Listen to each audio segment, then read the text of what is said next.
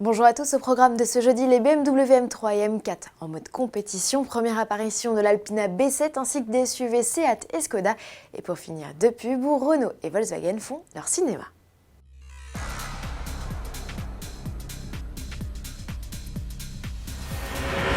Il va y avoir du sport chez BMW. Le constructeur profite de ce début d'année pour offrir à ses M3 et M4 une cure de vitamines. La posologie est simple, il suffit d'administrer à la berline au coupé et au cabriolet le pack compétition qui offre 20 chevaux supplémentaires au 6 cylindres 3 litres biturbo. La puissance passe à 450 chevaux. Pour un comportement plus affûté encore, recalibrer les suspensions, reconfigurer les modes de conduite ainsi que le différentiel actif et le contrôle de stabilité.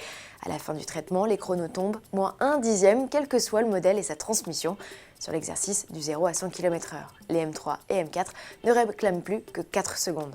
Pack que BMW agrémente de jantes 20 pouces au dessin identique à celle de la M4 GTS de 500 chevaux, ainsi que d'éléments chromés ou noirs, lancement prévu au printemps 2016.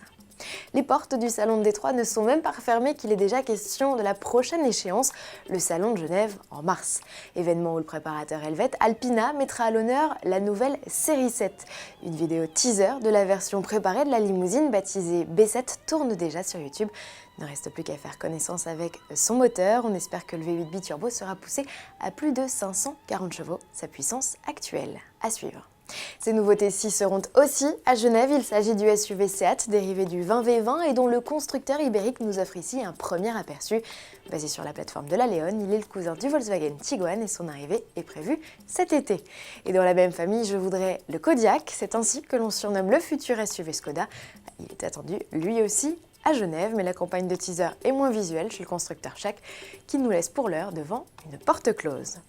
Terminons par deux réclames où la supercherie est à l'honneur. Commençons par Renault. Pour assurer la promotion de sa nouvelle Mégane, en concession depuis quelques jours, le constructeur l'a mise au défi face à une voiture de cinéma.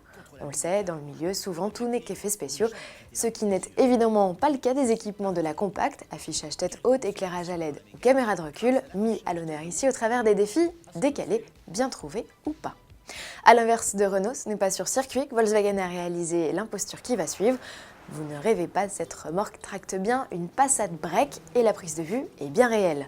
Ça se passe en Norvège et c'est d'ailleurs aux équipes locales de Volkswagen que l'on doit cette idée saugrenue.